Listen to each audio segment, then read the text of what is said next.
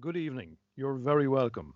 I'm Peter Dunn, and you're tuned into the second episode of this, our new Farming, Food and Rural Affairs panel discussion show here on the Irish Inquiry channel, simply titled Grassroots. So on this week's show, we are featuring two guests whose farms are in a period of transition from what would be considered standard dairy practice towards more regenerative methods and regenerative practices. And we'll take a look at some of these guys who were in transition, our two guests in particular, and we want to ask a series of questions in terms of how can we champion diversity on farm, diversity in terms of sward composition and functionality, diversity in terms of on-farm enterprises. And as we like to also say here on the show, are our assumptions flawed? And are we asking the right questions? And we can also perhaps address the notion of what a commercial farm is, what a commercial farm should be. What about farmers having mixed enterprises on farm, perhaps growing some of their own food? So, ladies and gentlemen, this week's guests are two dairy farmers. First of all, we have James Foley from Cooley Duty in West Waterford, and also very kindly joining us literally from the field this evening, we have Jeremy Holland, who's in his tractor cab, and Jeremy is also a dairy farmer, and he's based in West Cork. And a special thank you to Jeremy, because obviously, as you can see, folks, he's still sort of hard at it tonight, right out in the field. So before we get started, as you can appreciate, there's a lot of background work, a lot of preparation, a lot of communication that has to go into actually making a show like this happen, where we can actually go live to air. So we'd just like to thank the Irish Inquiry very, very much, and all of their backroom team for all of the preparation over the last few days, and also particularly our guests, because again, as you've seen in the case of Jeremy there, he's actually still out at work, and he's been very, very generous and very kind to come on the show tonight in the midst of all that. So without further ado, we're going to introduce you to our first guest this evening. And our first guest is James Foley, who is a dairy farmer from Cooley Duty in the west of County Waterford. And for some of our non-Irish viewers who may be looking in, that's right down in the southeast of the country. James and myself are two co-founders of Regenerative Farming Ireland. So James and myself have known each other for quite a few years. So James, you're very welcome. Normally at this point on the show, James, I would ask you to maybe just to tell us about your setup and tell us about the farm, where you are, where you hope to go.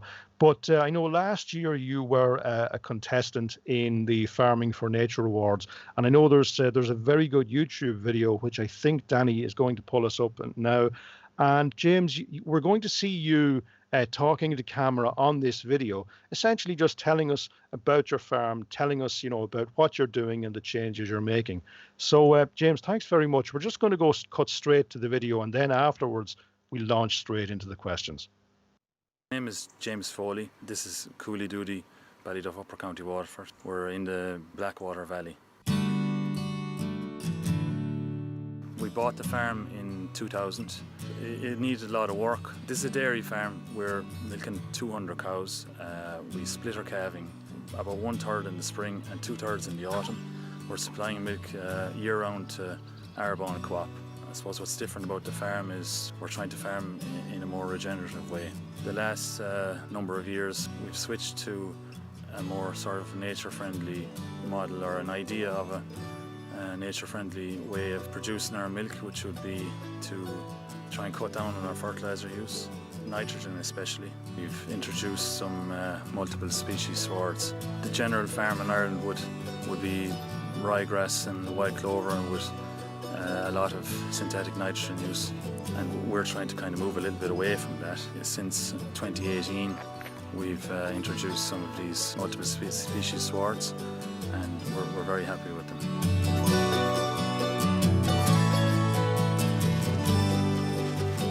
There's a multiple species lay. There's about 20 different species in here. There's all sorts of different clovers, and it actually hasn't got any nitrogen since 2018, it's 2 years ago.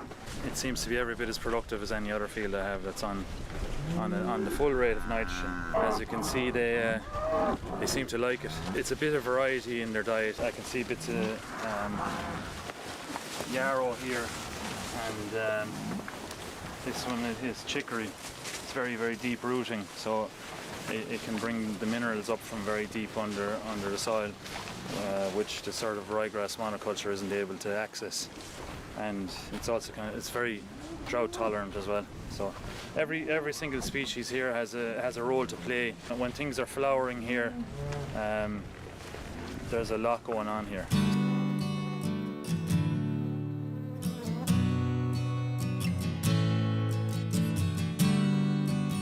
This field is a little bit more advanced than the field the cows are in, so this is which is actually cut for silage. But the seed heads are starting to come on the grass, and the clovers are starting to flower. When you're looking at this as a dairy farmer, you'd normally see the field gone to seed, and you'd just say from a distance, you'd kind of think that there was no sort of quality forage in there. But there's actually, if you look down, there's a lot of good green material down there, and cows love it. You're managing for diversity. It's a different way to manage things. That's sort of what regenerative farming is about. You're farming for the soil and you're farming for production. The neighbouring field to here is kind of a typical ryegrass white clover field, whereas you're obviously quite different when you're inside here. But the equivalent for in human sort of nutrition, I suppose, would be that would be the same as having porridge 3 times a day, whereas this is a real balanced diet. And the cows know what they want, and they don't, they're like ourselves, they don't want only one thing every day. Where I go with the farm in the future, like we're a family farm, we'd like to stay a family farm. My wife and 2 young children, I'd hope that we'd all have a future here. In the line of making the farm more viable, I think we need to concentrate on what's inside our farm gate in terms of what we can actually produce from the land without having to resort to buying in inputs. With the multiple species swards that I've introduced to the farm, I'd actually like to introduce a lot more diversity to all my fields, and I think that this will sort of future-proof me against increases in prices of fertilizer, and hopefully I'll be able to cut down my nitrogen to as low as possible, I suppose, and still be able to produce yields. Any farmer will tell you that if you don't have a yield, you don't have any money coming in, regardless of how low your costs are. We need to stay viable. I believe that we can do so without hurting the environment.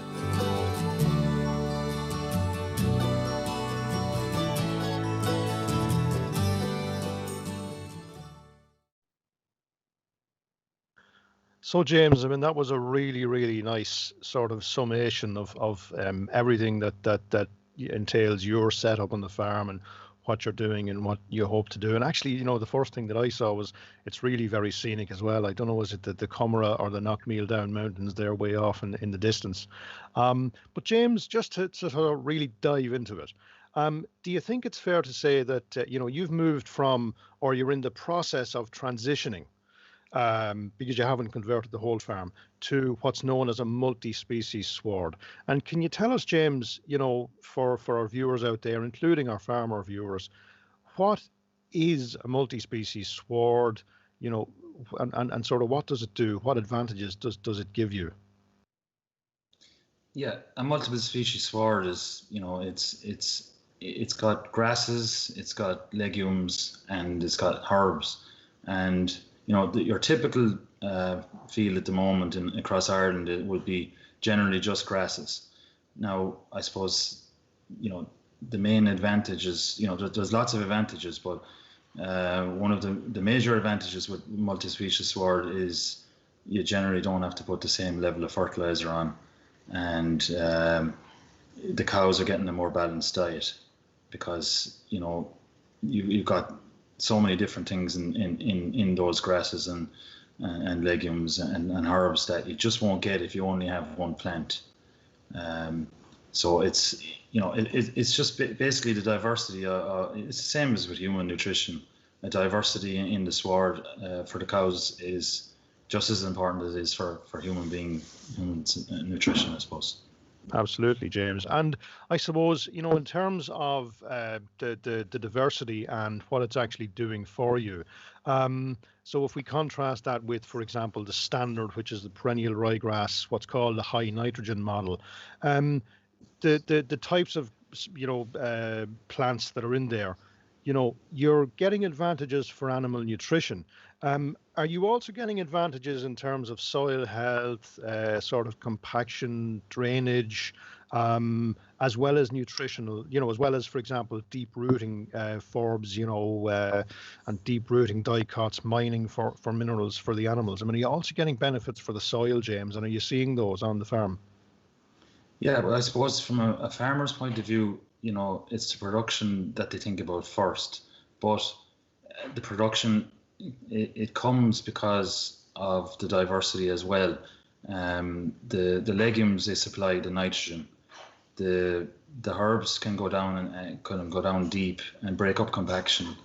They also can bring up minerals. And, I suppose the sum of the parts of the mixture actually works together better as a team than any one species wouldn't be able to fulfill all those roles. So it helps from the environmental point of view because you're cutting back your nitrogen, and obviously that's huge costs saved for the farmer. So to me, it's basically a no-brainer. It's I've seen it working here in the farm for the past few years now, and I would have no sort of hesitation with going and recommending it to other farmers.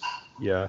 So I mean, I just wanted to maybe pull up, and maybe Danny might put the root profile picture up, because I'm just conscious that one of the competitive advantages that you're getting with a multi-species sward is that diversity in root depths and all of the benefits for the soil and the benefits for animal nutrition that you're seeing. And I mean, I think we can see, for anybody who's interested, we can see that diversity there in terms of root depths.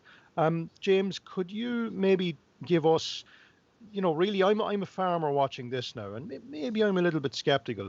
And I just have two questions. The first one was, what proportion of your grazing platform did you actually change over? Because a farmer might dip his toe in, he might try one or two fields. He's not going to try his whole platform.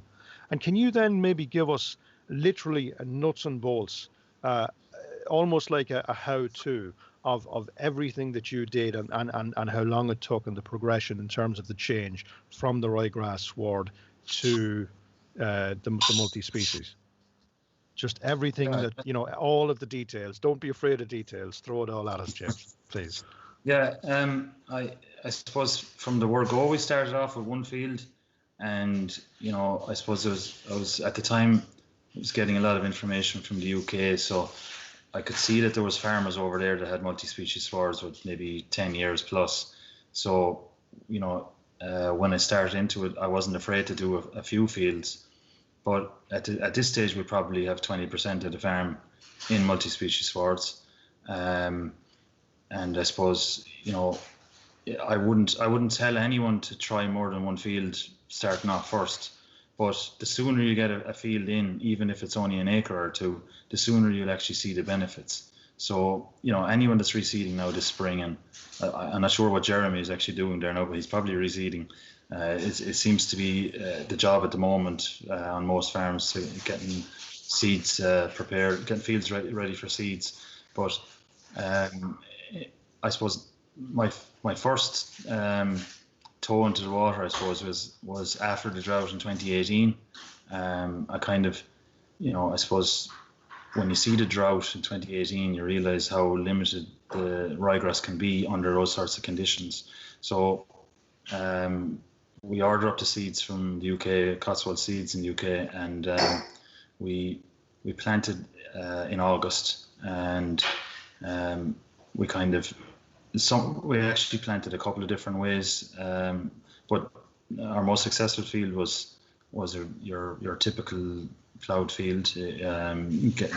Getting a nice seed bed seemed to be the most effective way. We've tried direct drilling and we've tried a couple of different methods, but the seeds tend to be quite small, especially the herbs, so you don't want to bury them seeds down too deep. But I suppose in that first year it was ploughed field, so it I suppose it established pretty well, pretty easily. I suppose the weather was warm as well, and some of those herbs like that kind of weather. So in general, you would be trying to sow in slightly warmer weather than you would with grass. Grass could probably grow into you could probably set grass seed into September, but your window for multiple species swards, as it would be with clover or a lot of those other seeds, you kind of want to wait till the spring is warmed up, and through the summer, if there's enough moisture, you can set any time really. But I suppose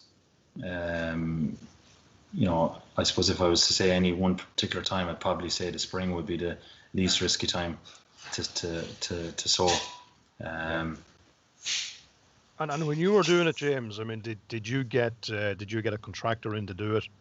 And would that be the usual practice, do you think? Yeah, well, we have most of our own gear for we would have had the Paro harrows and plows and all that kind of stuff. So the actual seeding the first year was done with a fertilizer spreader. It wasn't anything special. So that's what we always put on grass seed with anyway. So you just set it at the right rate and off you go. There's nothing especially different about the actual sowing process. It's just whatever any particular farmer is comfortable with, whether that is direct drilling or disking the field first or whatever. I wouldn't say there's any difference to whatever you're comfortable with. So I suppose there are different methods to sow, but I would probably say that if you had, you need soil to seed contact, so it's possibly better to have disturb the surface. Absolutely, yeah. Okay, so and I think we have, I suppose the other practical issue then in terms of having, established the sward. Guys are always going to ask about persistency and about the persistency of different of different components, different plants in the mix. And I suppose, isn't it key to say, James, that you really just can't, set this type of sward and then just manage it conventionally. That is almost destined to fail. So in terms of, I think Danny, we have a nice picture with James's quad there, and with the two swards on both sides. So this shows a nice contrast, James. In terms of grazing management, James, that's always going to be a major question. What are the differences in, and of course, is it fair to say one of the major advantages, certainly in monetary terms, is fertilizer, and so you haven't put out any fertilizer on this since 2018, no? Yeah, I didn't. The very first grazing, there was fertilizer put on it in early 2019, but that was the last time I put fertilizer on it. So I didn't know was that the right thing to do at the time, but I chanced it away anyway from the reports I had heard from the UK. There seemed to be plenty of the grass or any of the plants didn't seem to be under pressure for nitrogen. So and it looked productive as I was going. So I got more and more confident about not spreading any fertilizer on it. I think those fields only got a light coat of slurry the last 2 years, and even into the spring, it's still motoring on. Now you mentioned the sward composition and how well it will persist on. I suppose that's something we're kind of learning about as we go. There's definitely some of the plants aren't as persistent. Like red clover doesn't tend to last much more than 4 years. There's probably question marks about chicory lasting much more than 4 years as well. But there are other grasses which are far more persistent than ryegrass. The likes of Timothy can last in the sward for 20 years. I'd say there isn't too much, there's other species like cocksfoot and white clover and all these things, even if the actual seeds we got were a 4-year lay. So even at the end of the 4 years, I'd be confident that there's still going to be, out of the 20 species that we started off with, there's still going to be probably 10 by the time we're finished at 4 years. So, I have heard of farmers in the UK that haven't reseeded for 10 years. So, obviously, I feel we have a good bit to learn about the persistency, but just on the actual, the management of it, you probably would want to get used to not looking at your post-sward residuals as you would in a ryegrass field. It's not going to look like a golf course, because some of the grasses are higher, some of the herbs are higher, and the cows may not want to graze down really tight on some of those. So it wouldn't be desirable probably either, because you could probably damage the crowns of the plants. So it's going to probably look a little bit messier post grazing, but you're probably going into higher covers, coming out at higher residuals. But the overall sort of yields are, every bit as comparable, as far as I can see, as with the ryegrass swards with full nitrogen. Yeah, and I noticed that you just mentioned, James, about putting on slurry. At what point in the year is it? I mean, obviously, there are lots of factors to consider, but in terms of the growth stage of the plants and so on, just any issues with slurry contamination? How long before grazing do you have to sort of put it out? Yeah, I suppose that's a slightly tricky one in general, because I see that I like to put out my slurry if possible when there seems to be, just after grazing, obviously, so you're not, you're trying not to put it out on top of good grass or whatever.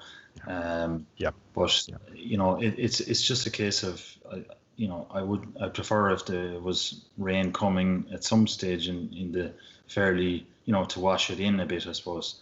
But you can't predict the weather too much. But I would be, I suppose it's the same problem you'd have with any field of grass. So I wouldn't say there's any difference there really.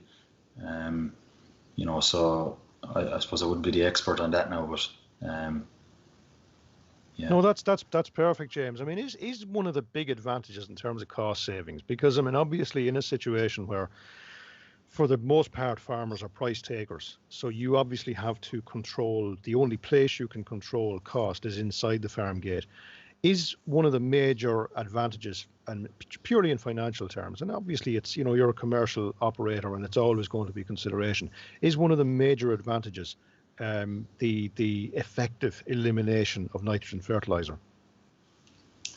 It is one of the major advantages, but it's not the only one. At the moment, and I saw it last spring as well, when there was a dry time in the spring, and we didn't get a full-on drought in this area, but we did get a slight drought, and the multiple species sward powered on as if there was no issue whatsoever.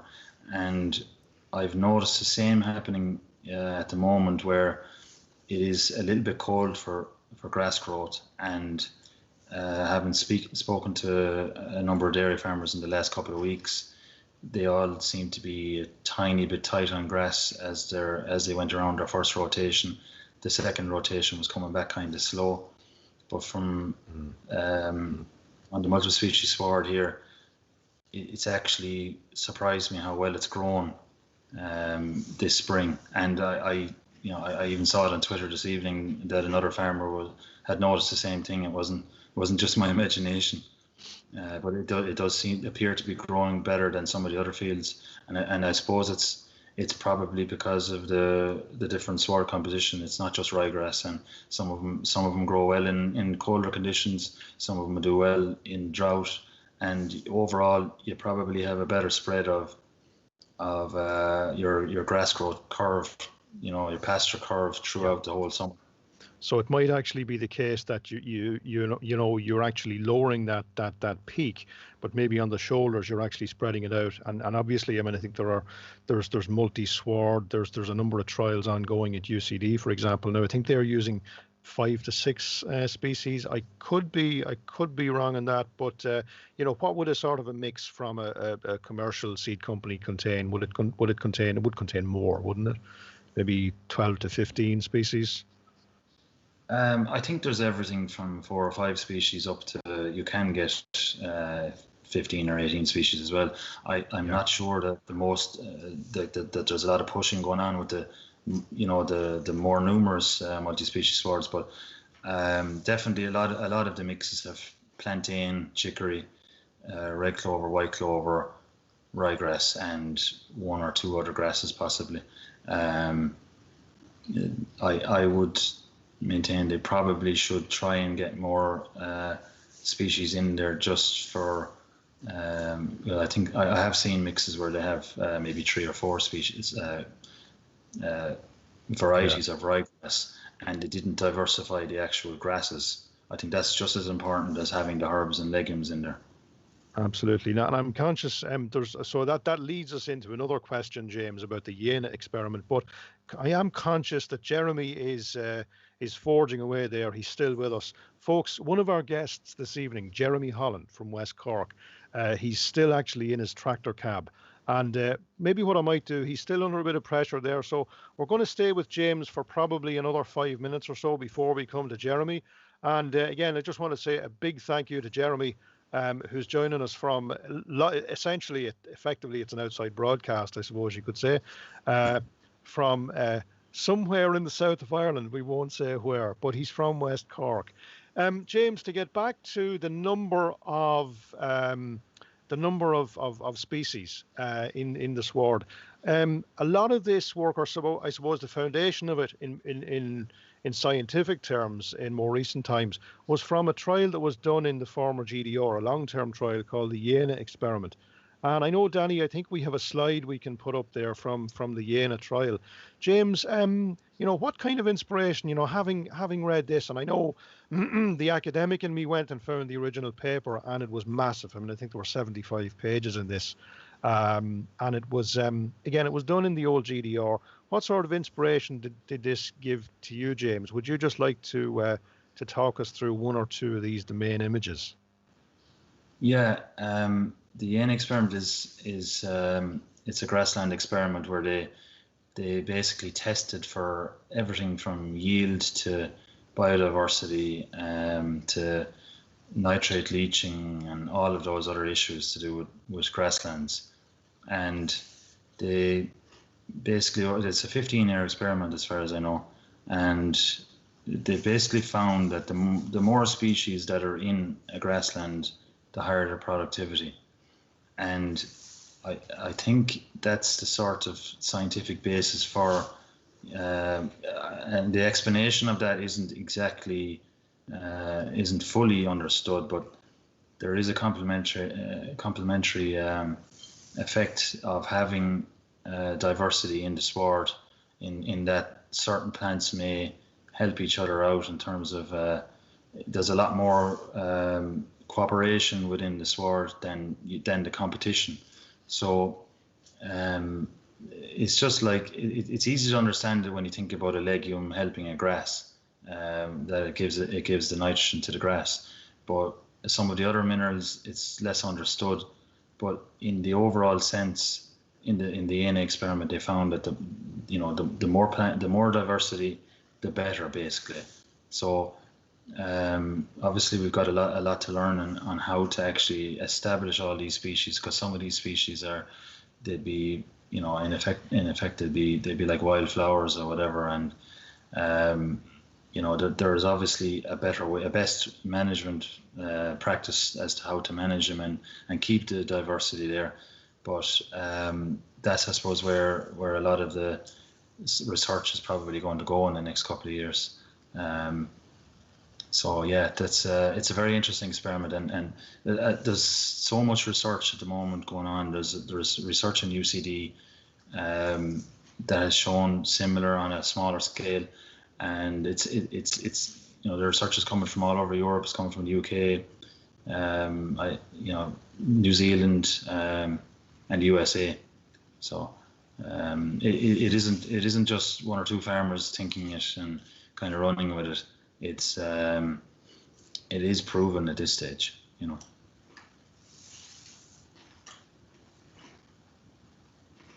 Your microphone is muted, Peter.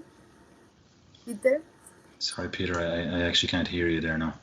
You're fine, James. That's my fault entirely. Yeah, so thanks very much, James. We're gonna come back to you at some stage after we talk to Jeremy for a little bit.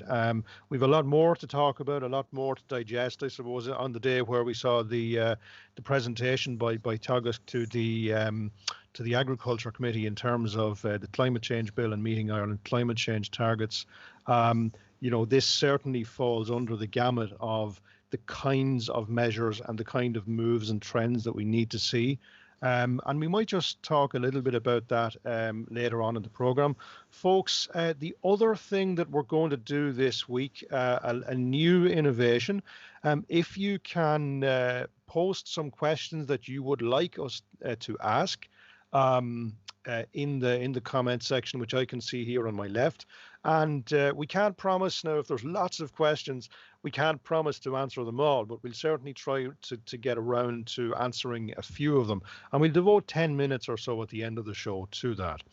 So, James, again, really, genuinely a big thank you tonight for coming on the show and being generous with your time and your knowledge. And as I've said last week, to try and generate a practical and interesting and informative and a very, what I've called an information-rich environment. So, James, thanks a million.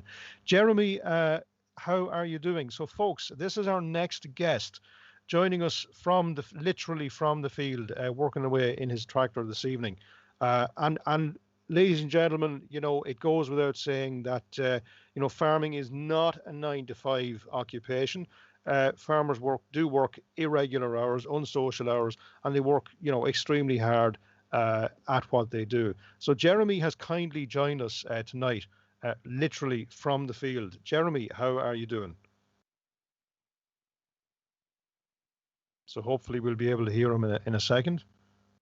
Right. That on there now, it is. Hello, Jeremy. How are you? Jeremy, I'm thank you. Yourself. I'm good. Yeah, thanks very much for joining us this evening on the show, Jeremy. Jeremy, can you? I suppose unlike James, we don't have. I mean, and it's rare to have such nice YouTube footage. But Jeremy, can you tell us a little bit about your setup? You're a dairy farmer in West Cork.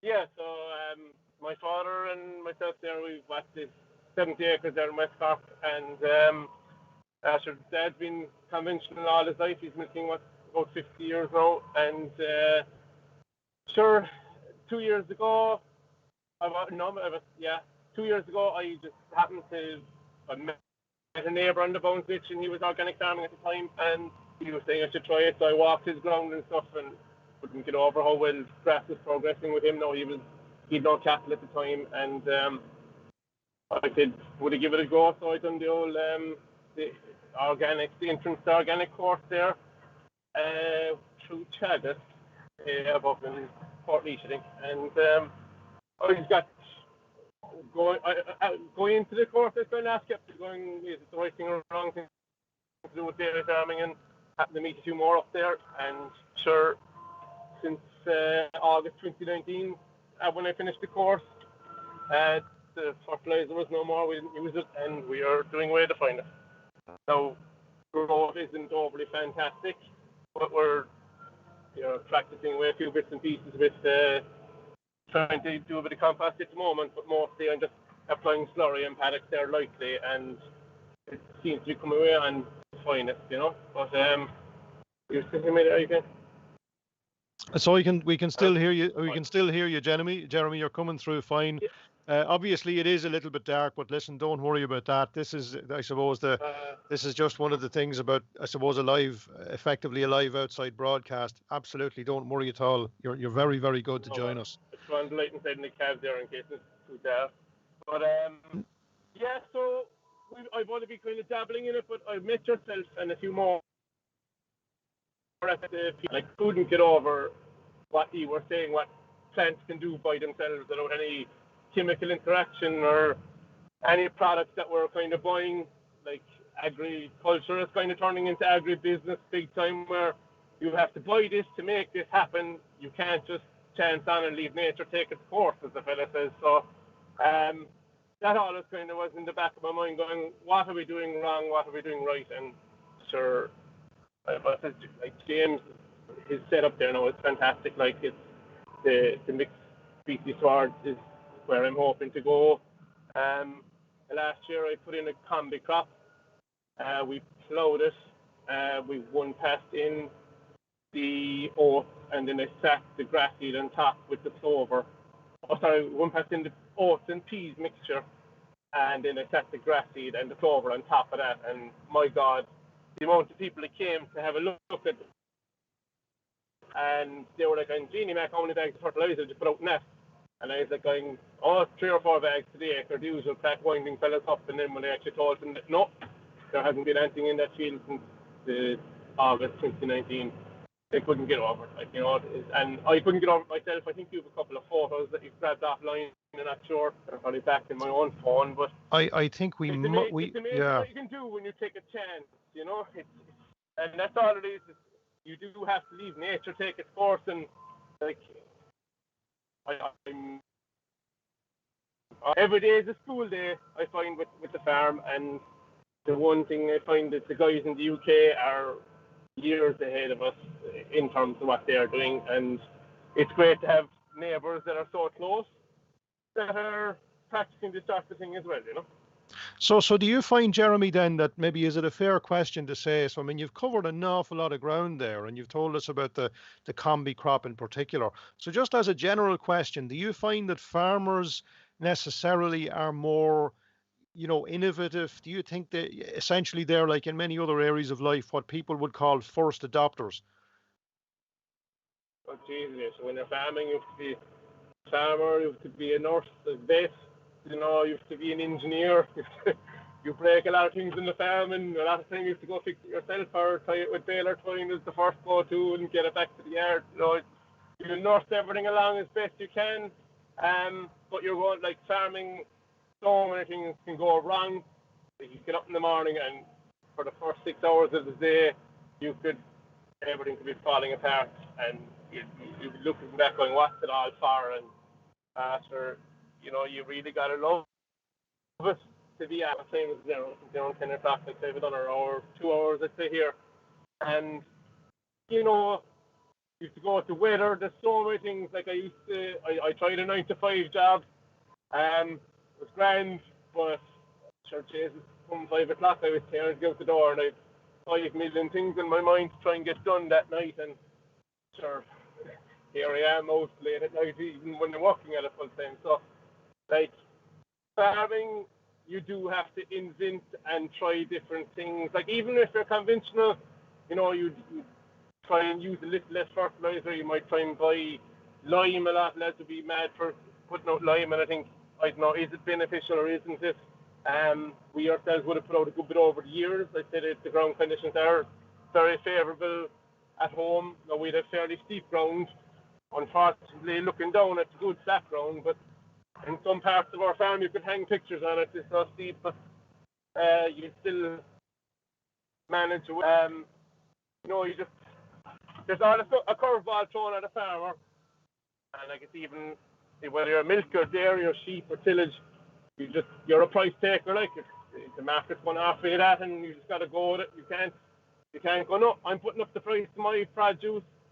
And we're all looking at each other and talking to each other and giving out each other and giving out online about the price of this and the price of that. But unfortunately, we can't do a damn thing about it. It's somebody inside in an office saying, yeah, we're going to cut down the price of it next year, and they'll start losing their minds. And unfortunately, that's the way it is. But I was looking at the organic side of things. It's a smaller market, and hopefully we'll be able to get a few cents more per litre. We're currently in conversion there now. But supplying dairy gold, geez, I'm mixing this all up. I should have wrote something down. But we're supplying just conventional milk supplying the milk now to dairy gold. Sure, you know, they don't even want to know about organic. You know, It's just all how many millions of gallons can you pump in here? Like we're only milking 35 cows. They're like we were at 70 cows, and unfortunately my father got prostate cancer a few years ago, so I was driving a lorry full time, and we just said we just cut back, and it was just the luck of the draw that we cut back, because I don't think I could have jumped into organic with the 70 cows and 70 acres. It'd be putting us under fair pressure. Like as James noted there is very little growing. And the days are beautiful, but Jesus, there's some sting. Like even to open the door of the tractor here now, it's well cold. Like, and that's not good for grass to go up. But what I do love to hear about James' side of thing is mixed species swords will work in the cold, they'll work in the heat. You know, they're adaptable because there's so many different things. Whereas, as I discussed during a meeting before, monocultures I passed more past there one day, and mother of God, there isn't a thing out of place. The grass is a perfect, shiny, glowing green, and not a thistle, nor a dock leaf, nor chicory, nor plantain in sight. But there's nothing growing. Like it's coloured, there's a lovely shine, but it's nitrogen, and you know it's like ourselves. It's like ourselves. If we started pumping fucking drugs into our veins, we'd be glowing as well. So I suppose, Jeremy, the thing is, you know, in terms of your plan, is your plan to go organic from, I suppose, from the point of view that one, you know, you're chasing a premium market, you're hoping to get more per litre for your milk, a premium price, while on the other hand, it actually works for you inside the farm gate as well, because you know, you can, for example, a big hit on cost is if you can eliminate sort of nitrogen fertilizers, agri-chemicals and so on. Is that a major motivation for yourself? And just from a farming perspective, looking at margins? Yeah, looking at margins, it would be a big thing, but I've also, like, you'd always be trying to get better value for money, and about 10 years, Dad finally gave up using spray. He just, like, the funny thing is, like, I can see it here now, and like, all over, on other sides of the ditch, is a man spraying dots morning, noon, and night. But he's still getting the dots back, and dots and thistles is the main thing that fellas are going for. So Dad gave up spending money on it because he said, no, it's not working. So we didn't have the chemical side of things, but we were spending a good whack of money on fertilizer every year. Now we still have to use the small bit of feed to keep the cows ticky over, but we're at cutting way back. But I'm not chasing. Yes, it's great that there'll be a better premium price for organics, but at the same time, our cow health is just phenomenal. Without, like, they're getting, it's haylage is what I do mostly at home, and a bit of pit silage, but like it's good quality grass, wines that you've good minerals, you can take it from the ground, you can store in your silage. Doesn't take all supplementation as such, like, you know, whereas before we were lasting nitrogen out onto fields, and basically there's the vet in the yard every week in the spring, without fail, the vet in the yard. Touch wood, we haven't invested yet. And what's last year we did have a cesarean section. And the major reason, in your opinion, for that, Jeremy, is what? The herd health. We're not putting any chemicals, nothing into the ground that isn't natural. Okay. You know, sorry, from the cows, the composting. We're not importing in any sort of the chemical into the property, like, you know, and I think that's part of it to play. We haven't changed anything else. You know, it's still, we're cutting the same silage off the same fields. They're not the Irish organic feeds, they're not supplying us there. He's blowing Kinsale there, Brian Regan, and you know, he's very good to do the mixes. And my God, the difference, lads, you should check it out. Difference in the quality of the pellets that you get out of conventional mills compared to the organic mill. My God, you do get bang for your buck. I tell you that. I delivered feed for a long time, and yes, the fillers that's in conventional feed is bad compared to no. But so there's a new line now with guys that are in derogation. They can't be feeding a ration with about 15% protein. Yeah. Right? Yeah. No, great stuff, Jeremy. Just to mention, Absolutely. we won't mention any names. We're acutely conscious of Sorry. that. Yeah. No, but you haven't done that. So you're okay. You're all right. We're on the right side of that line anyway. Jeremy, we have a question. We have a question maybe that I might just put to you in the comment section. Now I know you're actually selling grass seed tonight. Now you're not on. You're actually contracting, I think, and No, you're. I'm just disking there. Sorry. Oh yeah, you're disking. I'm just disking here now at the moment, so we're going to wait from the plough. Yeah, so disking ground here now at the moment, and just trying to figure out what's the best way to do it. But I'd say diagonally across the field. I think I was talking to Richard Allure there, and this is last year, and just redden the ground is what he was saying. Like I think James was on the same conversation, like we going mad for the machinery and stuff, but yeah, just redden the ground, and we're actually putting the combi crop in here now as well. So we're going to try a bit of wheat now this year, and the clover and grass seeds. Now we'll go out with the first spinner or the sword, whatever you want to call it. We go out with the quad and spinner, and sorry, I'm all that weight as well. All right, and you'll do that with the quad then, yeah. Yeah, so just okay. We don't have a whole pile of machinery, this tractor and this fire there now, so it's what you call it. No, take your time, Jeremy. Ladies and gentlemen, we're joined from somewhere in Southern Ireland by Jeremy Holland, and Jeremy is currently disking ground that he's going to set a combi crop on at the moment. And again, just a genuine thank you to Jeremy for being kind enough and generous enough with his time to join us tonight. Jeremy, that's been an excellent contribution. I mean, I think all of our audience can acknowledge that there's absolute authenticity about that. And thanks very, very much for that contribution. We might come back to you briefly in a couple of minutes if you're not under too much pressure. But I suppose I want to just go back to James. Oh, sure, once you don't mind the background noise. Not at all. No, you're okay. You're fine. Jeremy, again, genuinely, thanks very much. And I mean, I'm conscious, we're on a remote Wi-Fi connection. So I mean, thankfully we've kept the connection there, ladies and gentlemen. But conscious of I couldn't get over how well it's coming through. Absolutely. Okay. Jeremy, thank you very much. Ladies and gentlemen, we're going to go back to James now. Ladies and gentlemen, our first guest was James Foley, who is a dairy farmer in Cooley Doody in the west of County Waterford, down in the south of Ireland. James, we've covered a lot of ground there in terms of the multi-species sward as, let's say, the major innovation that you're bringing about on the farm. What other innovations or what other changes are you hoping to make, or are you in the process of making, and where are you hoping to go? Sort of, where, this sounds terrible. This sounds like an interview question almost. I mean, where do you see yourself in 10 years? Yeah, no, I know. I suppose we're going to try and get as much kind of diversity into fields as possible, so that we can cut down. We'd like to be able to cut down our nitrogen to as much as possible, I suppose. We won't say that we definitely won't use it ever again or anything like that, but we'd like to cut it down as much as possible. I suppose Jeremy mentioned there about putting in a combi crop.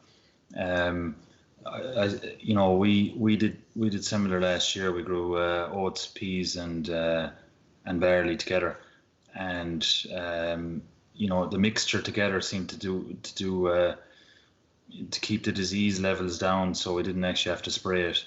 And the peas, they would have provided the nitrogen as well. So we're quite happy with the silage that we got off that.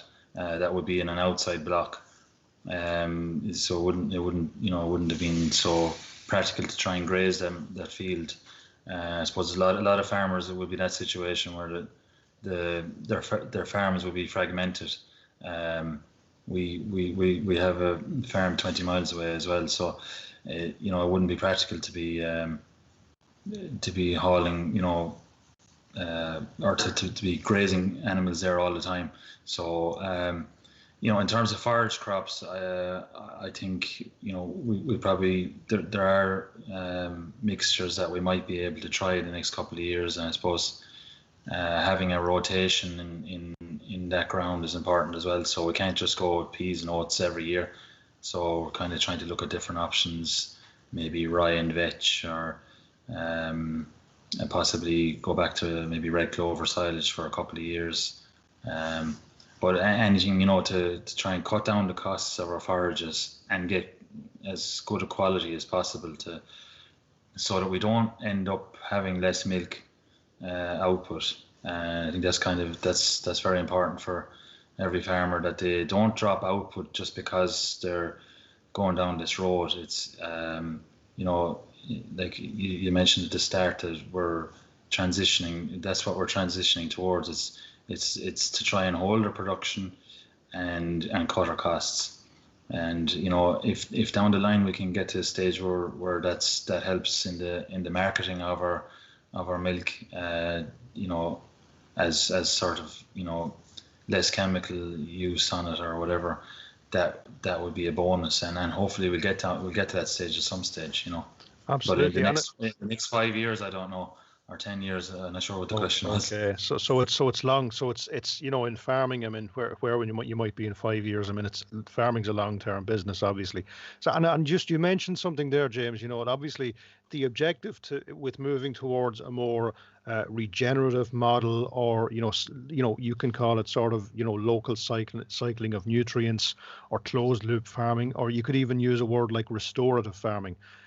Perhaps farming as it used to be, but it's not to sacrifice yield necessarily. Although even if you impair yield slightly, if you can achieve a higher price, fine, you're going to offset that. But is it a fair comment to say that not to sacrifice yield, but to be regenerative and restorative, and to get all of those co-benefits in terms of all of those things, in terms of the nitrogen cycle, in terms of the carbon cycle, in terms of what we call ecotoxicity, in terms of just using fewer and fewer, or at least, and obviously with an aspiration to use less chemicals, to zero chemicals.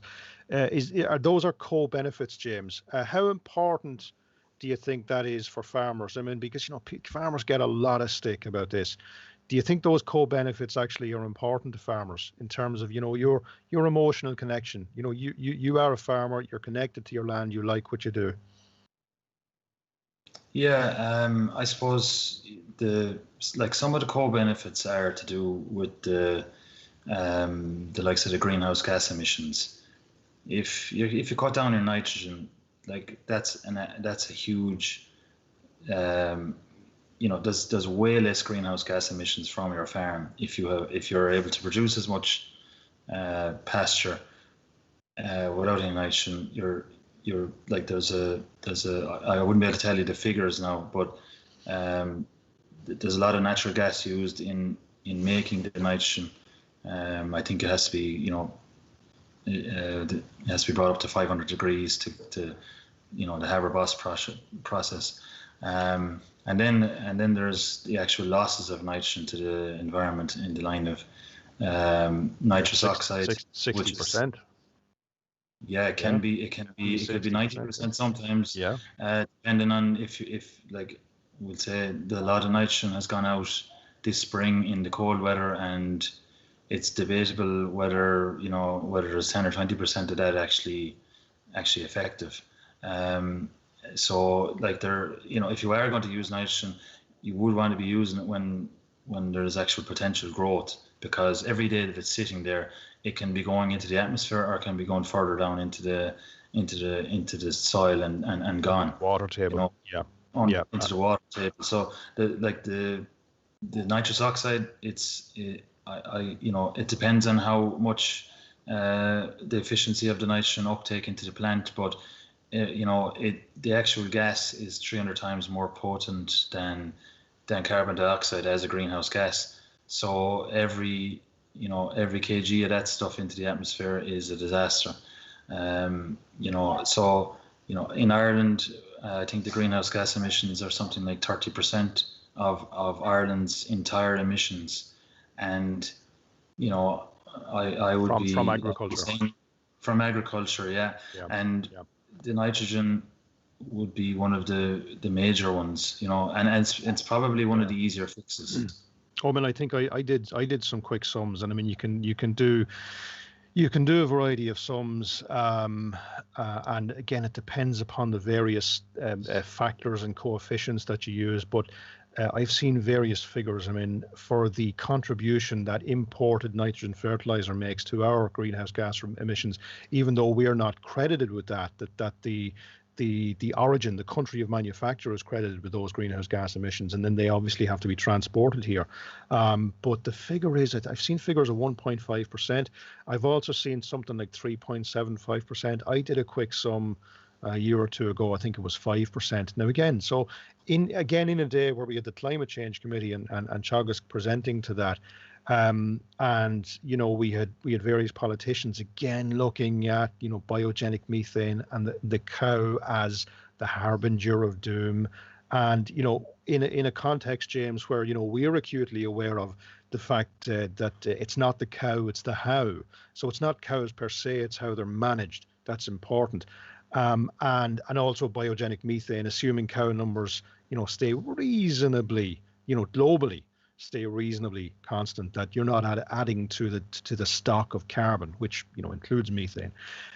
But are we going for the wrong target in targeting cows? In other words, the carbon cycle is not our problem in Ireland. That really our problem is the nitrogen cycle and reactive nitrogen, whether that be ammonia emissions to the atmosphere or nitrous oxide emissions or nitrate leachate to groundwater. Is nitrogen does that seem to be our major problem here?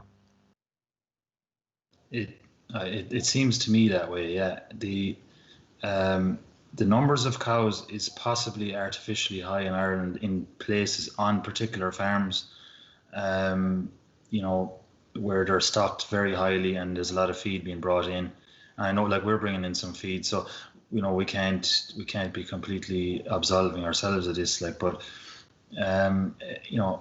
every farm that brings in a ton of fertilizer, that's above the carrying capacity of your land, and if you can generate all of your yield from within your farm gate, then to me that is that can't really be damaging the environment. So in terms of the proper nutrient cycling is actually happening, and if you've got deep-rooted plants, you're not going to have as much leaching, and if you're not spreading the nitrogen, you're definitely not going to have the greenhouse gas emissions from that. So in terms of river quality as well, I mean our drinking water, that I think that's probably the first place that's actually going to hit home on people if it doesn't improve, more so than the greenhouse gas emissions. That's a worldwide thing, and it's as usual. If we're talking about emissions and they're burning coal over in China, it's just a little bit away from our consciousness, whereas when we're here and it's our own water, that's why I see that it's easier to kind of envisage it yourself. If you destroy the wells on your own farm, very, very good point. It's going to hit you whereas a half a degree of temperature, you may not even see it. That's actually a very good point. So it's a question of perception, James. I'm conscious we still have Jeremy on board, and Jeremy is working away there. Folks, one of our guests this evening has very kindly joined us from somewhere, an undisclosed location in Southern Ireland. Driving his tractor is Mr. Jeremy Holland, who's a dairy farmer. And Jeremy has kindly joined us. And we'll go back to Jeremy just a second, because I just want to look at the questions. We had two questions, and I kind of want to go to James because they're multi-species sward type questions. And the two questions, James, that I sort of saw in the comments feed were in relation to how do multi-species swards do on heavy clay soils, and if you were making silage from a multi-species sward, what kind of yield differential might you get in comparison with a conventional perennial ryegrass type silage? Yeah. The second question is the one about the yield.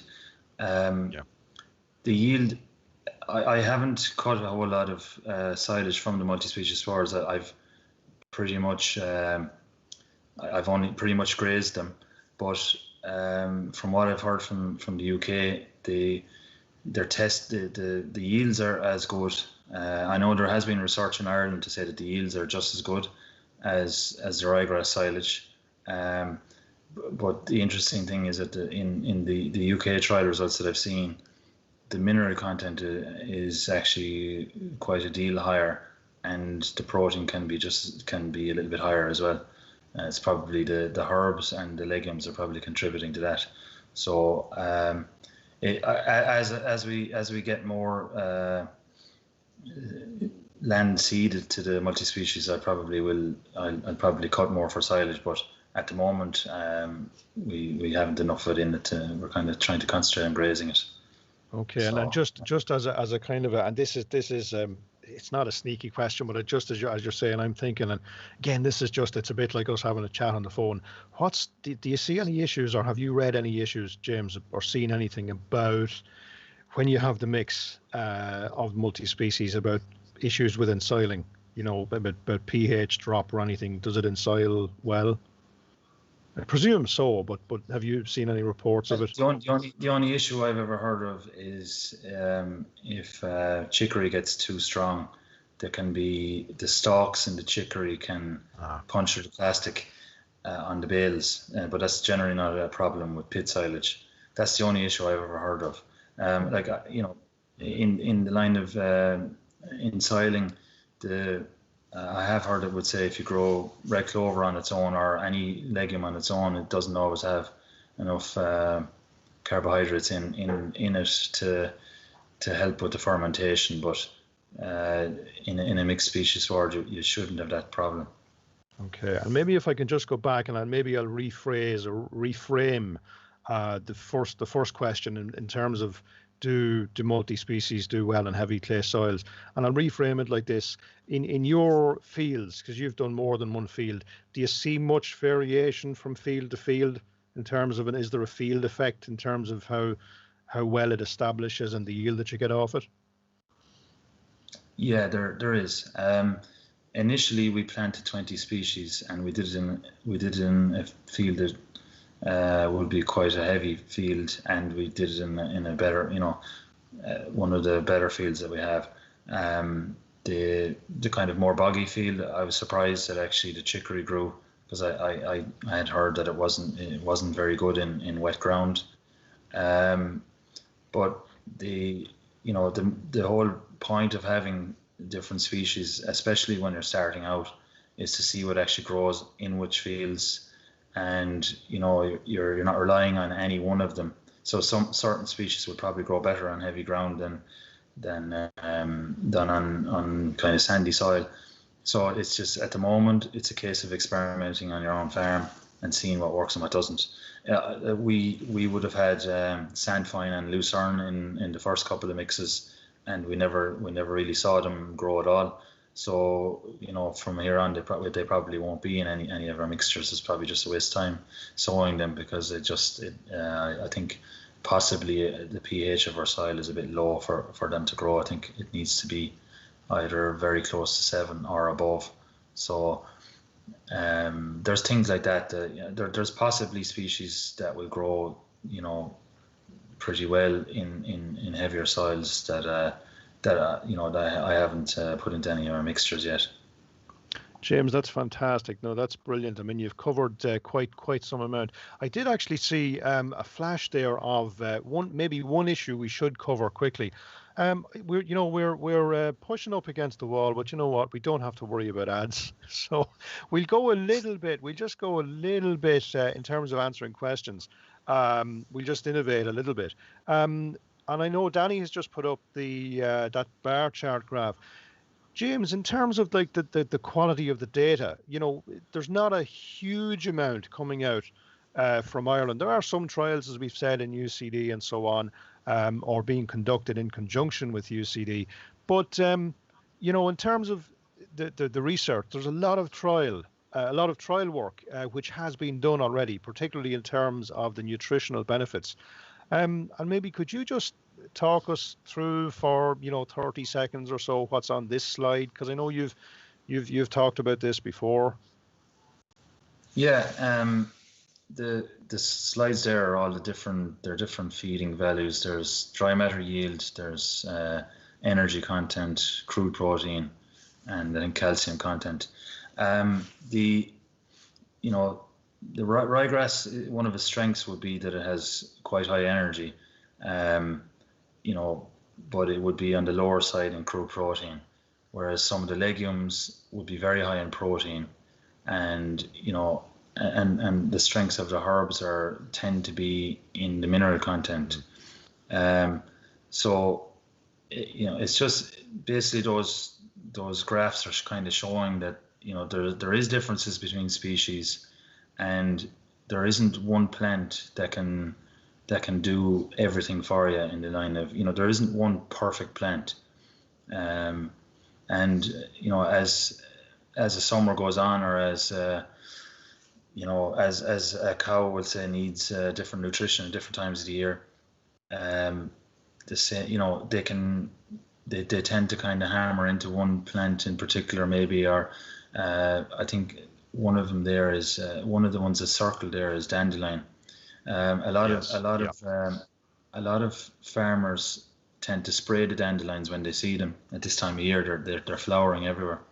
Yeah. At the moment. Yeah. And they actually have a higher energy content and higher protein and pretty much higher minerals than any other plant.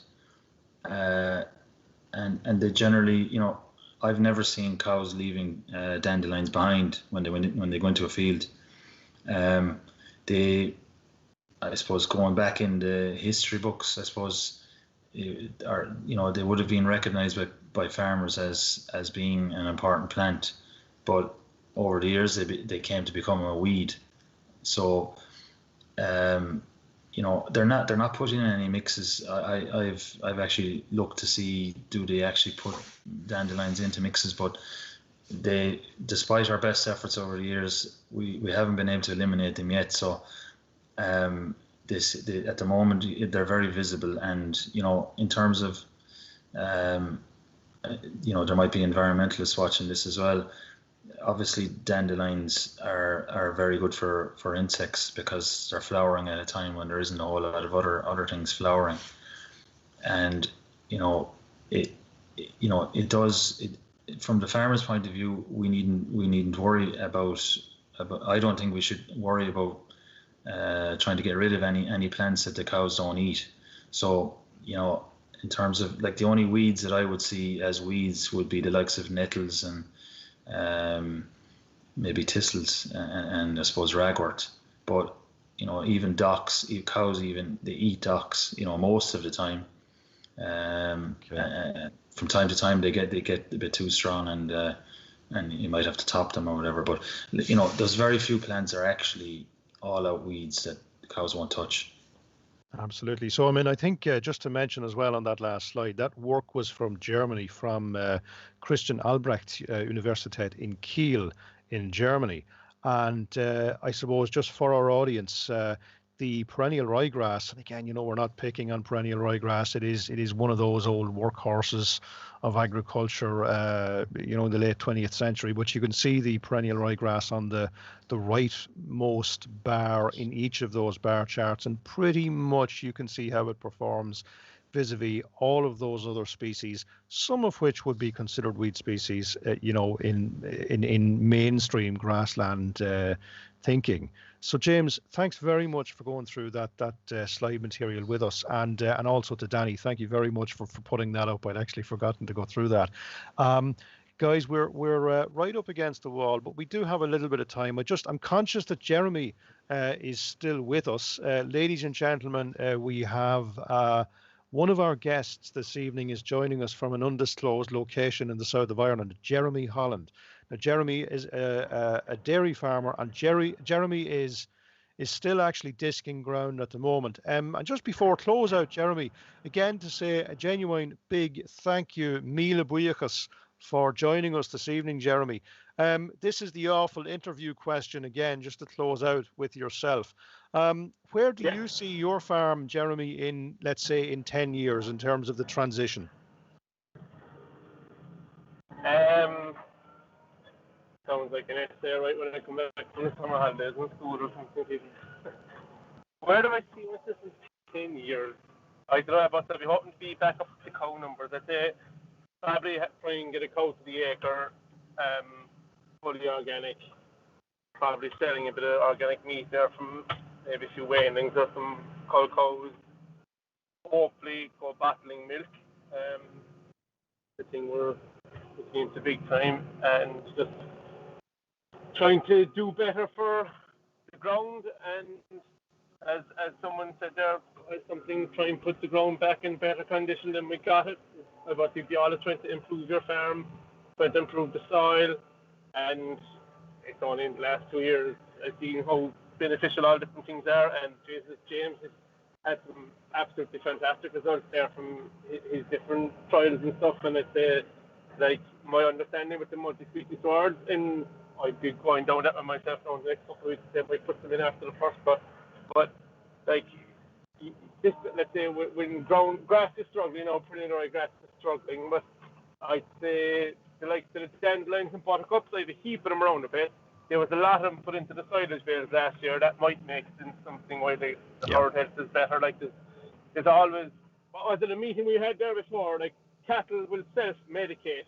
So if you have, like, I'm looking at all the ditches here now, they're not trimmed back or nothing, but like, you can be sure if you left a cow in here and she was anyway sick or anything, she'd go picking stuff off the ditches and self-medicating, like, rather than me going on a dose of antibiotics or something like, which is fucking ideal either, like ourselves. Like, you try and go to the herbal shop before you go into the doctor and hand over 70 quid to get a second dose of something that you don't want. Yeah, so you've probably, Jeremy, just to chime in there, you've probably seen the work of Fred Provenza.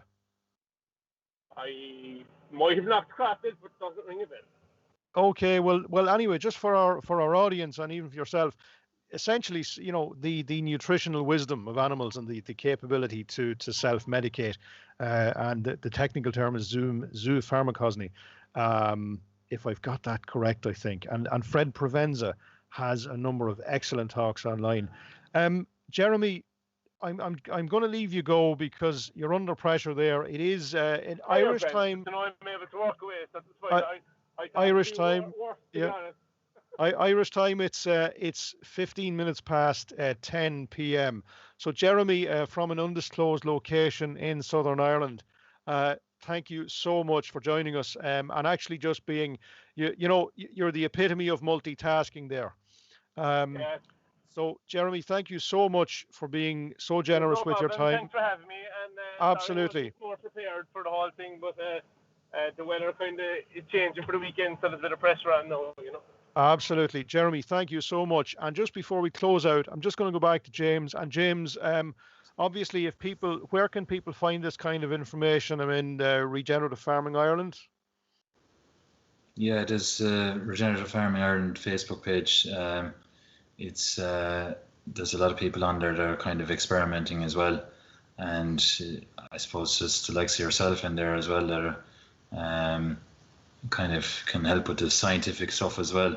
But there's a lot of farmer to farmer.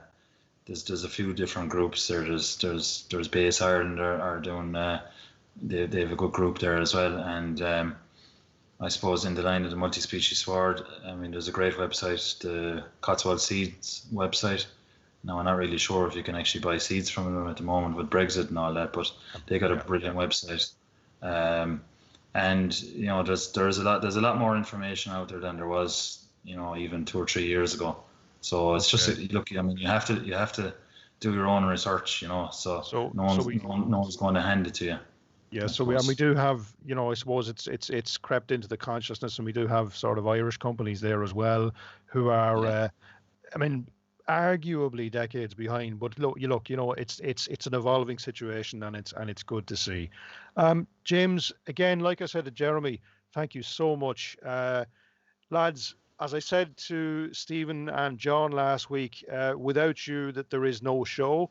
So again, just a lot of behind the scenes coordination to get us to go live to air tonight. So genuinely, guys, thank you so much for just giving freely of your time and your energies and your knowledge to create what was, I hope, a very practical, interesting, and informative, and to coin a phrase, an information-rich environment. And again, I see Jeremy there cutting in again from an undisclosed location in the south of Ireland. And James, we know you're in Cooley duty. So, lads, thank you very much. Also, if I could say a big thank you to the Irish Inquiry, and particularly to Danny this evening, who's standing in for, really just, reducing my stress levels anyway, for one thing. Ladies and gentlemen, thank you also to yourselves, our audience, for some excellent questions. We've probably run a little bit over, but again, it's an innovation that we're trying to start where we actually address some of the audience questions and concerns. Really then, ladies and gentlemen, all that's left for me to say is to thank you for joining us this evening. You will, of course, be able to watch back on YouTube, on Facebook, on Twitter. And please do, and please feel free to leave comments, suggestions, recommendations that you have, having viewed the show. But that's really it for tonight, ladies and gentlemen. We look forward, hopefully, to seeing you next week. But until then, go maybe dirás le chéile a ríis an teachtain seachún, slán go fóil agus banachtaí oraibh go léir. From Grassroots.